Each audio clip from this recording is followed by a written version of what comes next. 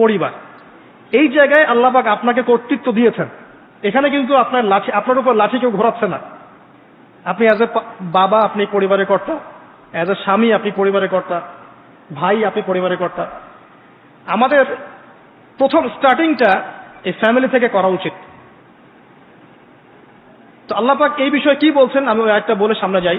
আল্লাহ পাক সূরা তাহরিমের মধ্যে 6 নম্বর আয়াতে বলেছেন যে ইয়া আইয়ুহাল্লাযীনা আমানু, হে মুমিনগণ।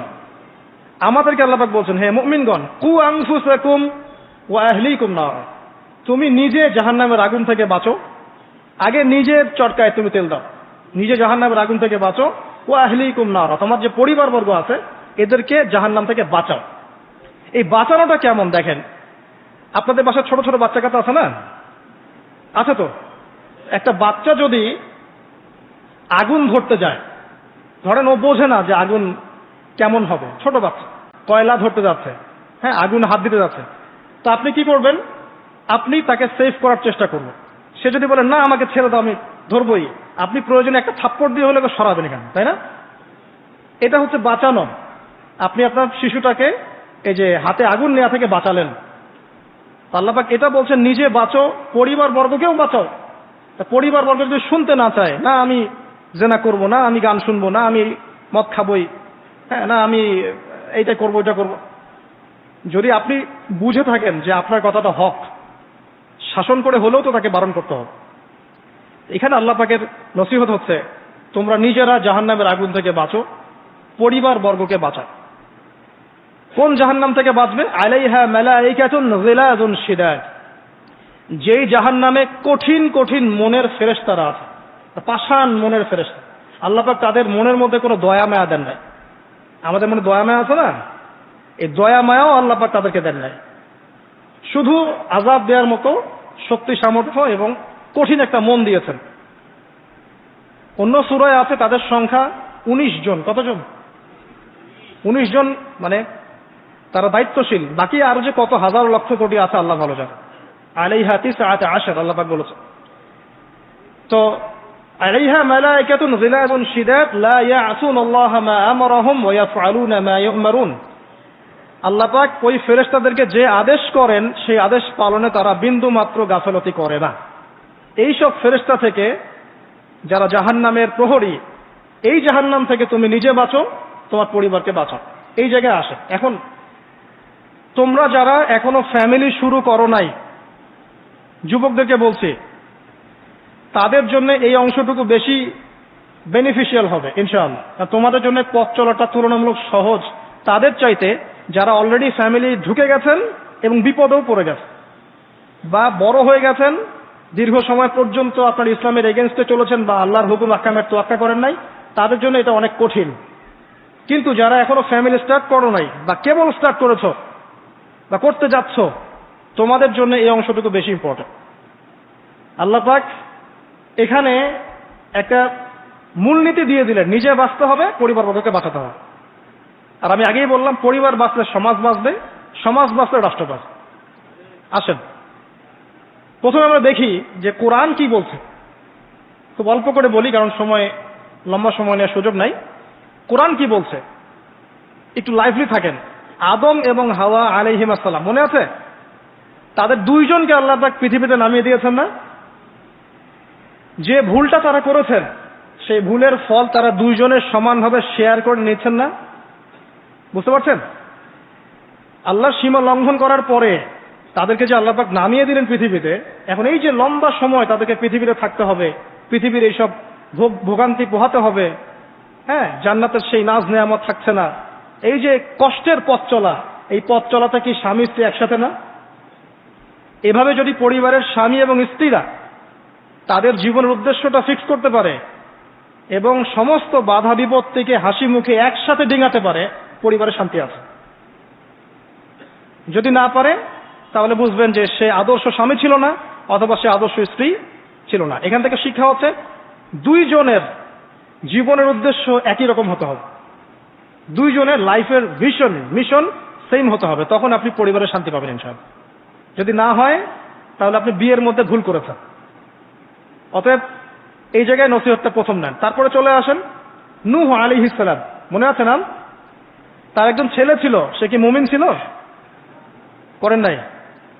সে কিন্তু মুমিন ছিল না, সে অস্বীকারী ছিল। তার নূহ আলাইহিস সালামের স্ত্রী, সে কি মুসলিম ছিল? চিন্তা করতে পারেন, একজন নবীর স্ত্রী মুসলিম নন, একজন নবীর ছেলে, তিনি আল্লাহর আদেশের পরোয়া করছেন না। আল্লাহ বলছেন লাইসা মিন আহলিক, এই ছেলে তোমার পরিবারের কেউ না। নূহ আলাইহিস সালাম বলছেন, হে আল্লাহ, সে আমার পরিবারের একজন, তাকে ক্ষমা করে দাও। আল্লাহ বলছেন লাইসা মিন আহলিক, সে তোমার পরিবারের কেউ না। নবী পরিবারের সদস্য হওয়া সত্ত্বেও লূত আলাইহিস সালামের স্ত্রী, সে কি জান্নাতি না জাহান্নামী? তাহলে এখানে বোঝেন যে নবী পরিবার হলেও যদি ব্যক্তিগত পর্যায়ে মানুষের মধ্যে ঈমান ইসলাম না থাকে, তাহলে এইসব বংশের পরিচয়, রক্ত, বর্ণ, জাতীয়তাবাদ, ভাষা, এগুলো মানুষকে আল্লাহর আযাব থেকে বাঁচাতে পারবে। নবীর পরিবারের সদস্য হওয়া সত্ত্বেও তারা জাহান্নামে যাচ্ছে, শ্রোতাহারিম করে। তাহলে আমাদের কাজ কি? নিজের চটকাটা তেল দেওয়া ভালো। আমি কত বড় আলেমের ছেলে, আমি কত বড় দায়ীর স্ত্রী, আমি কত বড় মানে মুফাসসির মুহাদ্দিসের সন্তান, ভাই, এসবের কোনো মূল্য নাই। নিজে আমি ভালো কিনা, নিজে প্রকৃত মুসলিম মুমিন কিনা, এটার মূল্য আছে। এই কারণেই হয়তো আমাদের নবী সাল্লাল্লাহু আলাইহি ওয়াসাল্লাম তার মেয়ে ফাতিমা রাদিয়াল্লাহু আনহাকে বলছেন, হে ফাতিমা, হে আমার কলিজার টুকরা মেয়ে, হে আমার কলিজার টুকরা মেয়ে, তুমি শোনো, পৃথিবীতে আমার কাছে যা চাওয়ার তুমি চেয়ে নাও, পরকালে আমি তোমার কোনো হেল্প করতে পারছি না।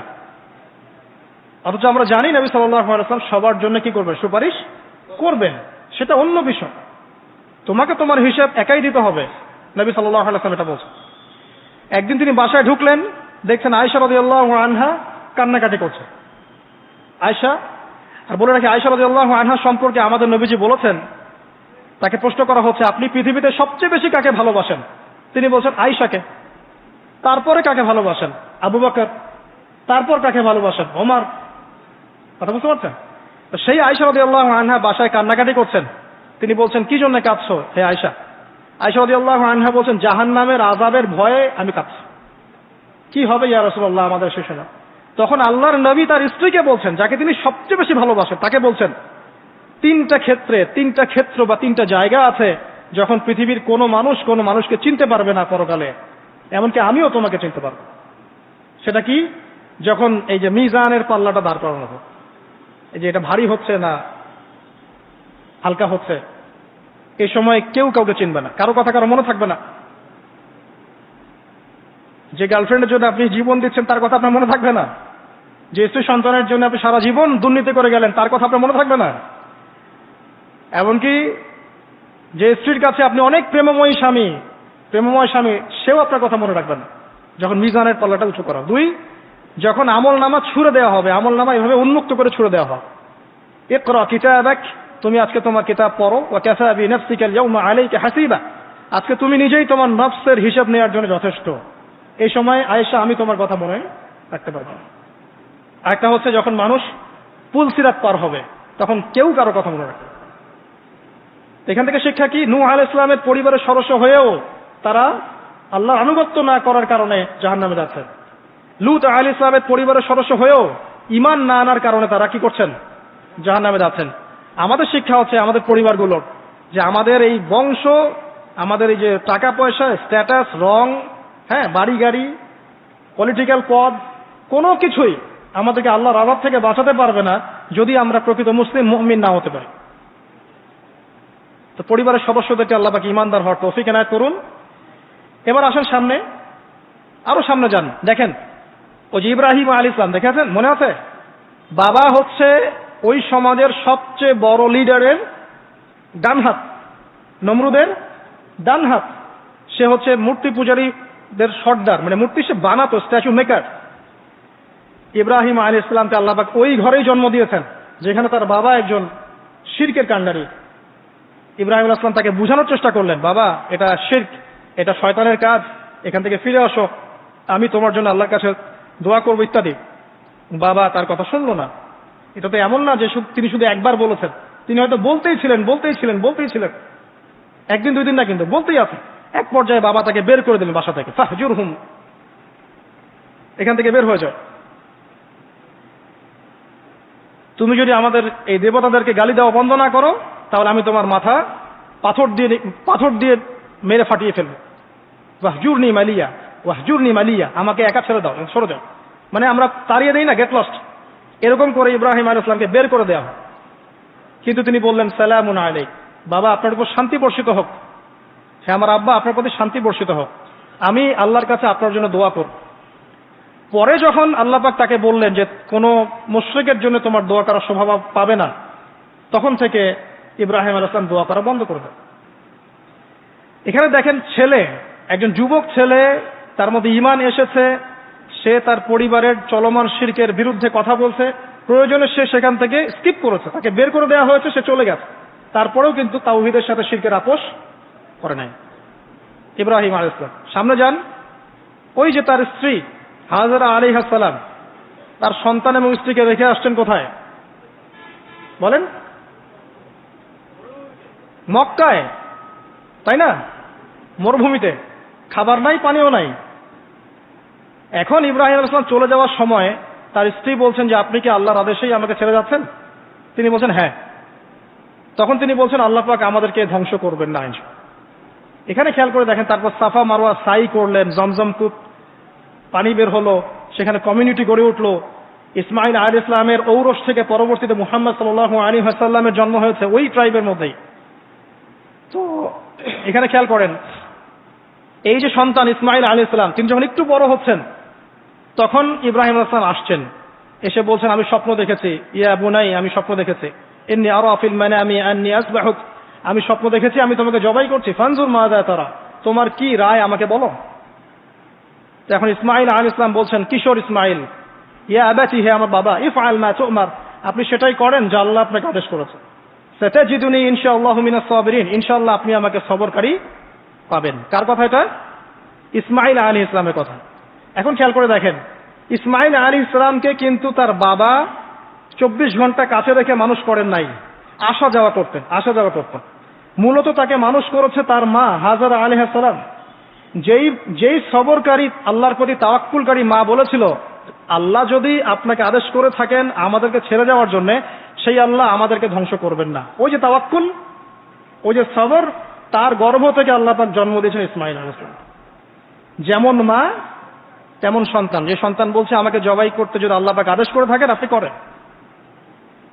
তো ঘরের মধ্যে স্ত্রীরা, আমাদের ঘরের স্ত্রীরা যদি হাজরা আলাইহিস সালামের মতো না হতে পারে, সবরকারিনী এবং আল্লাহর প্রতি তাওয়াক্কুলকারিনী, আমাদের বোনেরা, আমাদের মায়েরা যদি হাজরা আলাইহিস সালামের মতো সবরকারিনী হতে না পারে, আল্লাহর প্রতি তাওয়াক্কুলকারী হতে না পারে, তাহলে তাদের গর্ভ থেকে কশ্চিন কালেও ইসমাইলের জন্ম হবে না।